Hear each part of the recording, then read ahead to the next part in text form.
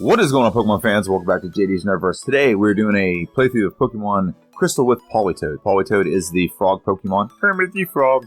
And so we named him Kermit for obvious reasons. Let's watch this wild encounter with a Sentret.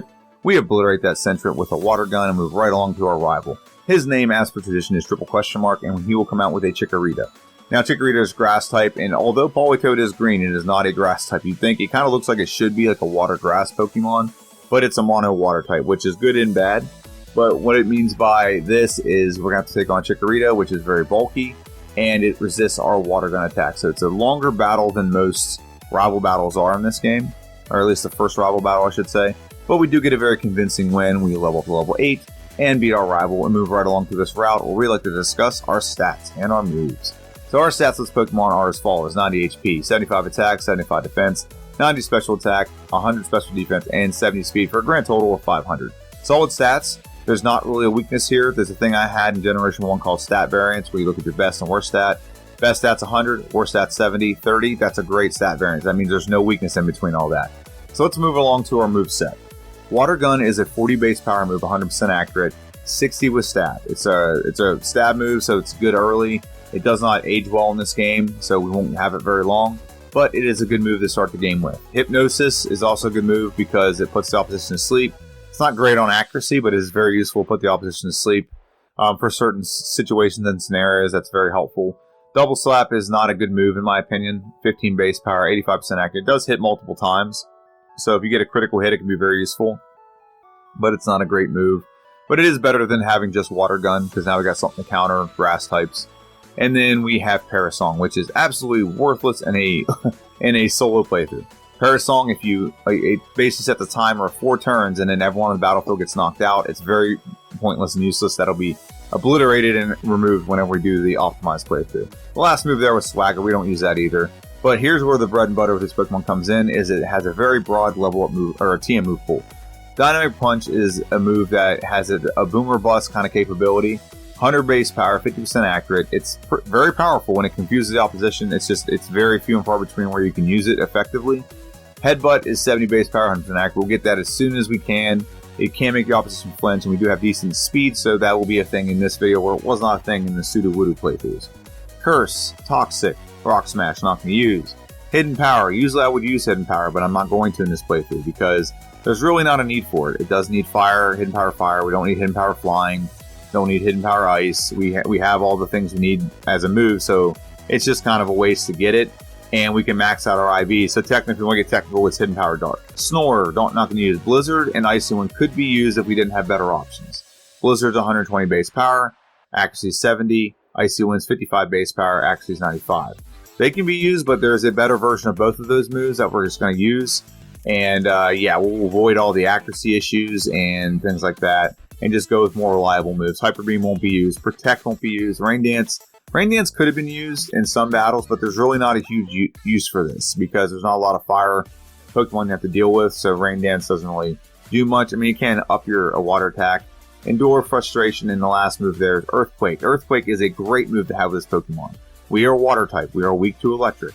Earthquake is our counter. 100 base power, 100% accurate goes off our physical stat. It's a great move to have to counter one of our biggest weaknesses. Return, we will use Return for a while. 102 base power when you max out Friendship. Psychic won't get used. Mud Slap will be used to get rid of Parasong and help us with the second rival battle, which you'll see here in a little bit. Double Team, not going to use. Ice Punch makes it so we don't need to use Icy Wind and we don't need to use Blizzard. 75 base power, 100% accurate. Very useful against a gym leader and an Elite Four member, so we're going to use that to the best of our ability. And eventually we will get a move called Ice Beam, which will level this up to 95 base power. You get it after you beat the Elite Four, but it will be very helpful in the post game. Swagger, Sleep Talk, Defense Curl, Detect, Rest, Attract, Thief won't be used, but Surf will be. Surf is a 95 base power, 100% accurate. It is Stab, so it's like, what, 138 base power, something like that, 143, something like that. It's very powerful. It's very powerful, and it's really, this is why water Pokemon are so good in Generation 2. Before you get past your 4th gym, you can get access to Surf.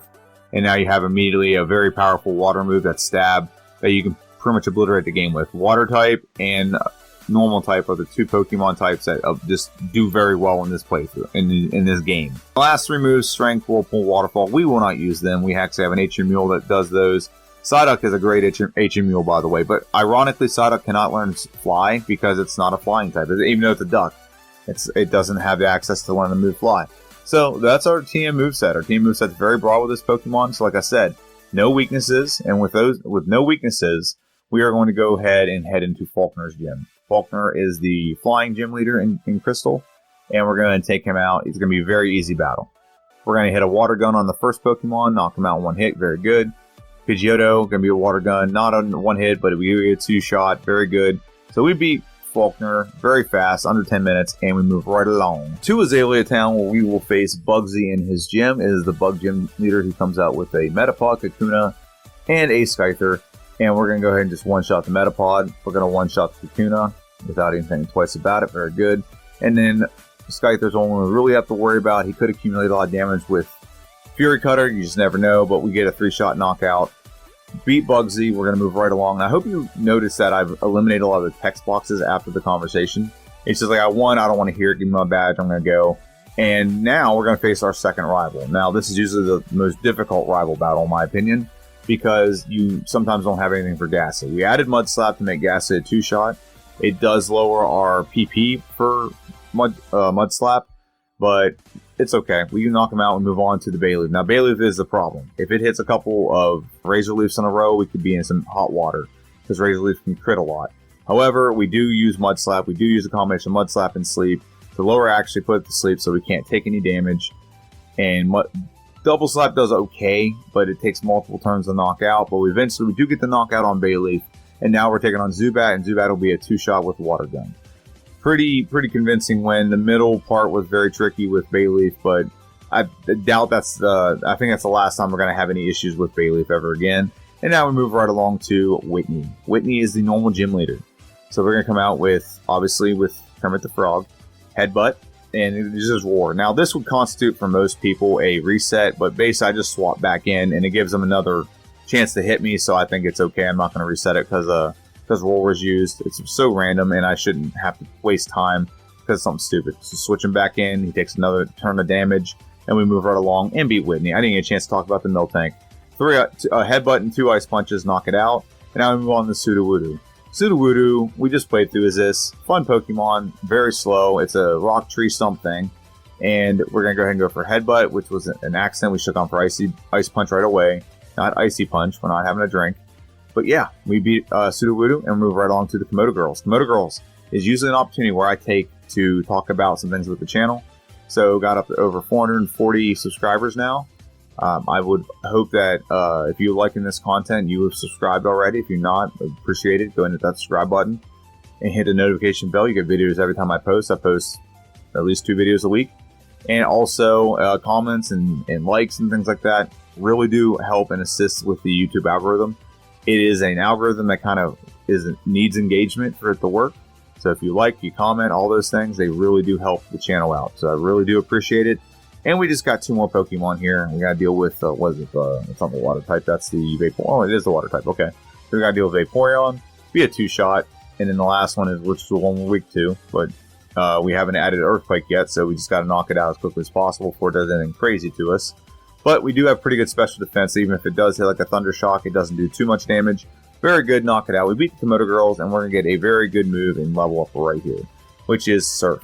Surf is going to make this Pokemon a little bit overpowered. I'm not gonna lie to you. It's very overpowered when it gets Surf, just like any other water Pokemon. And with this one having good special, very useful. So now, Haunter comes out. So instead of us going for Mud Slap, we're going to go for Surf, and that's a 1-shot. So Surf will 1-shot the Haunter, 1-shot the Magnemite.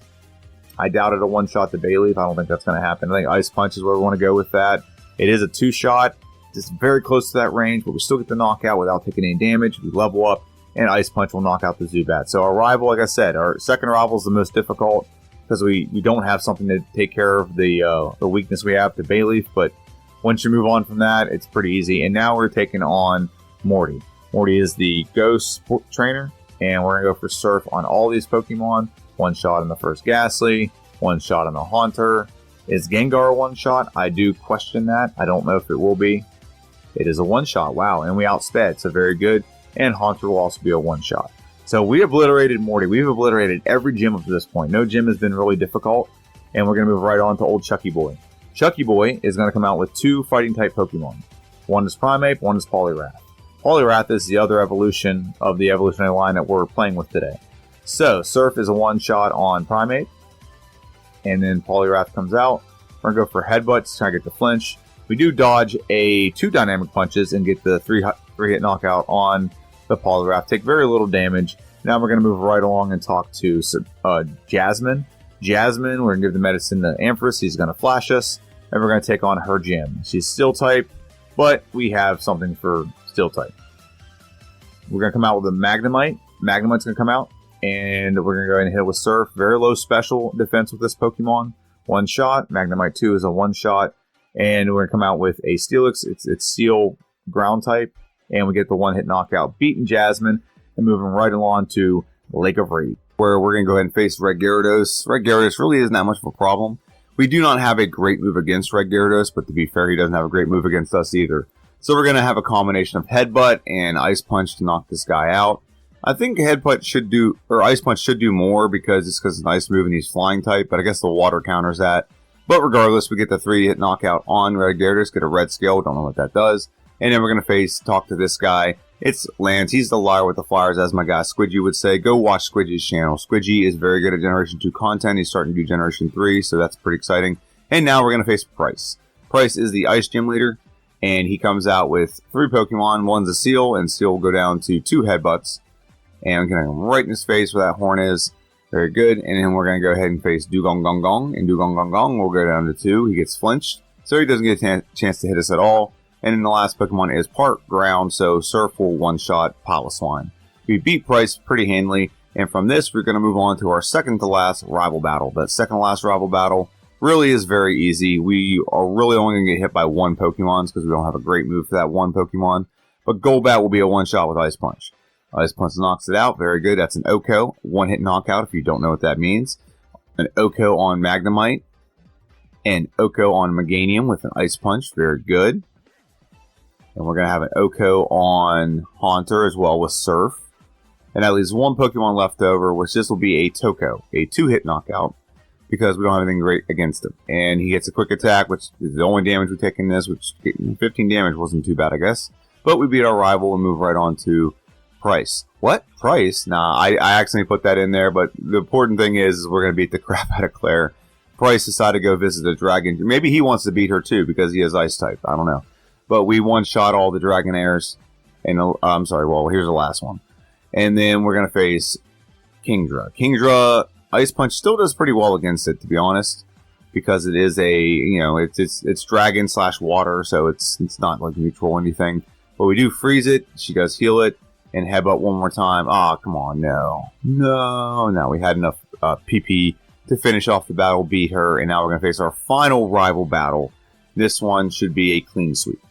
We did pick up Earthquake, so now we have Earthquake as our really powerful, over-the-top physical move. So there's a one-shot on the Sneasel. Magneton comes out. Earthquake will be a one-shot on Magneton. Meganium comes out. We're going to do Ice Punch on Meganium. We're going to knock it out pretty handily. Golbat, Ice Punch, very good. And now we just have 2 Pokemon left, I believe. And we're not going to learn Swagger. We don't need to learn Swagger. Haunter's going to come out. We're going to go for Earthquake. It's a one-shot. Very good. And in our final Pokemon we have to face, you got a new Pokemon, Kadabra, and knock it out. Very good. We beat our rival pretty handily. So now we're going to move right on to the Elite Four. And then we're going to go over our stats real quick before we go into the Elite Four. So I'll pause that right where it is. We're at level 51. We have, in health, we have 183. So that's pretty solid. Okay. So we're going to go ahead and look at this. So we got the Never Melt Ice attached. So our Ice Punch is 10% more effective. 10% more powerful. Ice Punch, like I said, is one of the moves we have on our set. Return is for things we need to hit physically that maybe Earthquake can't hit, or maybe Return is more effective. Surf is obviously it's a stab move. It's one of our bread and butter moves. And then Earthquake, which is just going to wreck whatever we have. So let's see how good our stats are that coincide with these moves. And when we get our stats up, there we go. Attack is 119, defense is 112, special attack is 130, special defense is 140. And speed is 112. Now that's our outer battle stats. When we get in battle, we get boost by badge boost and such. Very solid stats, pretty well distributed across the board. So let's go ahead and take on the Elite Four. The first member of the Elite Four is Will. Will is a Psychic trainer. He comes out with Psychic Pokemon. And the first one of those psychic Pokemon is Natu. Natu will go down to 1 Ice Punch. Don't even have to worry about that. Very good. Get the 1-hit knockout. Moving on to Executor, he'll also go down in 1 Ice Punch. Very good.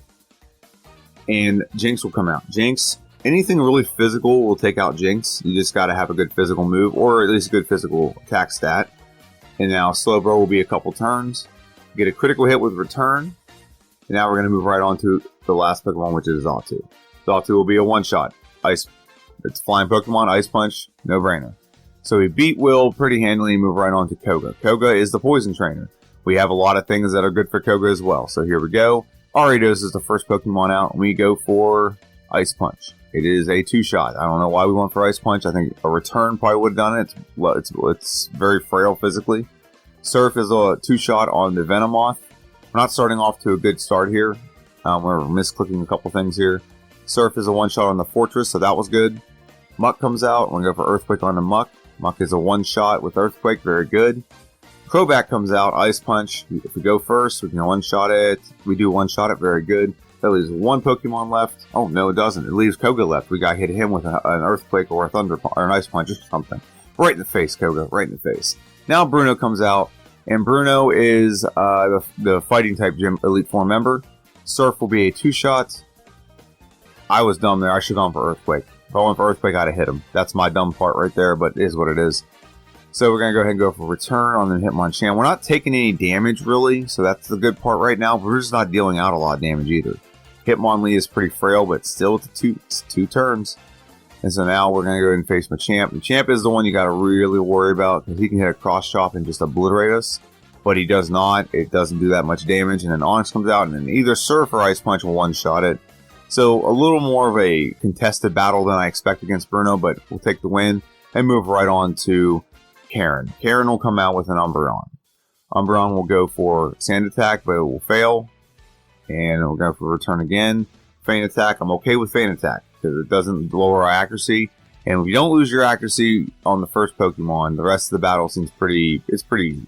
So we do get paralyzed, which sucks. But we are still in a good spot to knock this out. Now, Gengar goes for Lick rather than going for Curse, which Curse would have probably wrecked us. Knock it out with Earthquake. Marker goes down to an Ice Punch.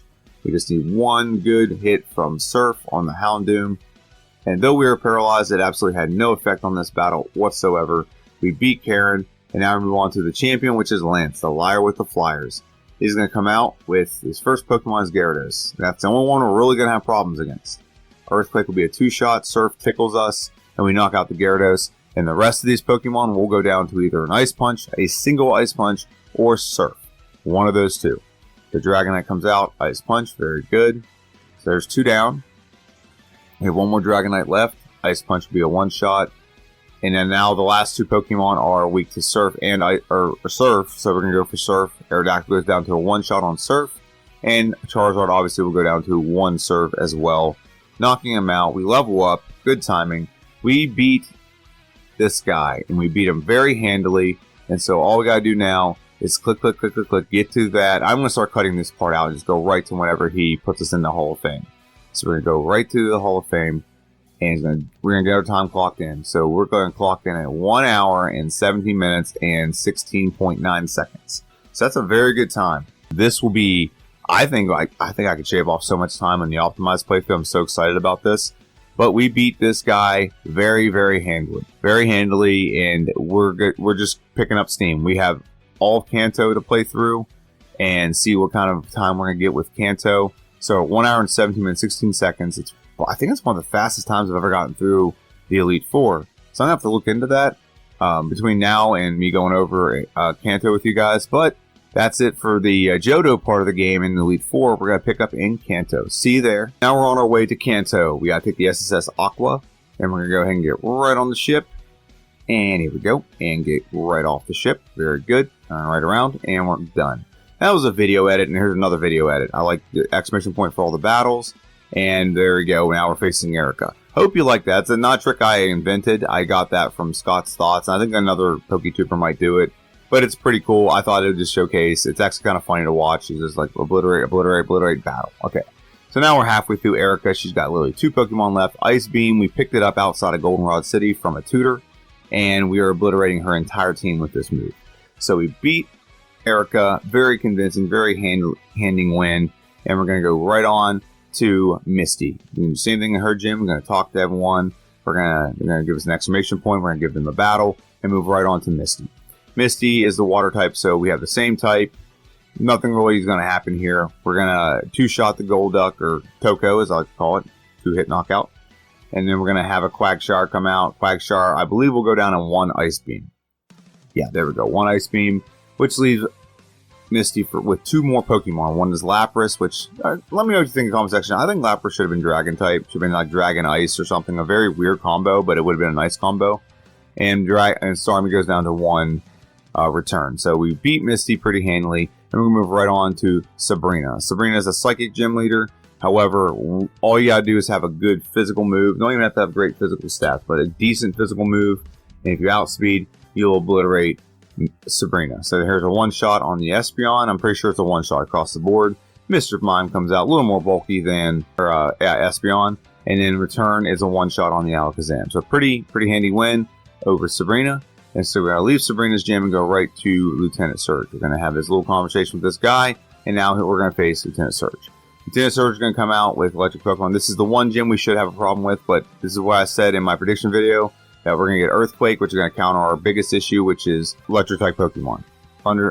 Earthquake will one-shot everyone on this team without even thinking twice about it. So we have two more Pokemon left. They're both the same. They're Electrode, and then there should be one more Electrode, which, honestly, very fast Pokemon. Man, we're level 62. I was going to say, it surprises doesn't outspeed us, but we're level 62. It makes sense it doesn't outspeed us. So now we're going to go right on to Brock's gym. Brock is a Rock-type Pokemon, so we're going to have no issue with his gym. Okay, no issue at all. Surf, one shot on the Graveler. And this is the time where I usually actually talk about other things. I didn't have a lot to talk about. I have the optimized playthrough coming out next week. I got some good ideas for it. Let me know what you think in the comment section down below, what I should do in the optimized playthrough. I've already got some ideas, but never too late to get another strategy thrown in before I make the prediction and then play through it. But yeah, that's pretty much it. Our channel's got some pretty decent subscribers. I got another channel releasing soon where it's just focused on Pokemon. This kind of has a focus, a blended focus. We're facing Blaine right now. He'll be a one-shot with three surfs. So honestly, probably could do it in two, but you don't have two Pokemon out at the same time, so we can't do it. But there's a one-shot on the Magmar, and the last one will be a one-shot on the Rapidash. So yeah, that's what's going on with my channel right now. I haven't thought of any what-if scenarios anytime soon. But like I said, I'm about to release my solo Pokemon-only channel, which will go through the Pokédex kind of in order like this, but again, it'll be solely focused. I've played other games on this. I have shorts. I have movie opinions on this channel, and it kind of has a blend, and it kind of throws off the algorithm a little bit. So I'm going to try just to have a Pokemon-only channel and see how that does. It's really a lot of stuff from this channel, just redone and upgraded a little bit on the graphics and the display, things like that. But we beat Janine. We didn't even get a chance to talk about it. Now we face Blue. Blue is the final trainer before we face Red. So let's see how this Blue battle goes. Blue will come out with a Pidgeot. Ice Beam should one-shot this thing without any issue at all. One shot, very good. Now we're going to come out with an Executor. Ice Beam should also one-shot this thing without any issues. Very good. Now we're going to move on to Alakazam. Alakazam will be any physical move. We'll knock it out in one go as long as you don't have bad physical stats. We're going to go for return on the Gyarados. It should be at least a two-shot, maybe a three. It's a three, okay. Hyper Beam doesn't do anything to us. It tickles us a little bit. We have two Pokemon left, but we're not going to have any issue with either one, or, well, at least this one. No, the last one's Arcanine. So we shouldn't have any issue with Arcanine either. Arcanine should go down to one shot from Surf. Extreme Speed tickles us a little bit, but Arcanine takes one shot in the face and gets blasted by Surf. We beat Blue and move right on to Red. Now, this is a first try victory, so stay along with me. Pikachu comes out, and we're going to go ahead and go for Earthquake. We have a way to deal with Pikachu. Done. Very good. Moving right along to Venusaur. Venusaur is the one Pokemon we have an issue with because he can one-shot us with Solar Beam. But we outspeed and Ice Beam knocks it out. And I'm pretty sure the sun's out right now still, so we don't want Charizard to come out fast. But it's not going to matter if he comes out fast or not because Charizard isn't going to do anything to us because we're water type anyway, no matter how boosted his flamethrower is. We knock out the Espeon. Earthquake is going to be a multi-shot on the on Charizard here, or Snorlax here. So we're fighting them a little bit on the damage dealt. We freeze them, leftovers, return, knocks them out very good. Took a lot of hits to knock him out. We got the knockout. And now we're going for Blastoise. We're going to go for Earthquake or Return. We're going to go for Earthquake. Earthquake, it does the third. Leftovers is keeping us very healthy in this battle. So that's going very well for us. So we get the knockout. Extremely good. Last Pokemon, Charizard. The sun is gone. So all that stalling that Charizard did, or not Charizard, Snorlax did, made it so the sun went away. And we beat Red with a time of 1 hour, 43 minutes, and 14 seconds.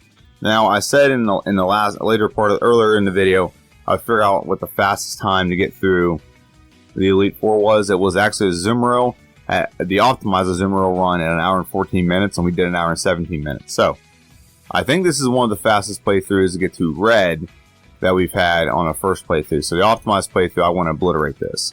My goal in the optimized playthrough, after all this playthrough I've just seen, is to get this Pokemon under 1 hour on the Elite Four. I don't think I've done that yet.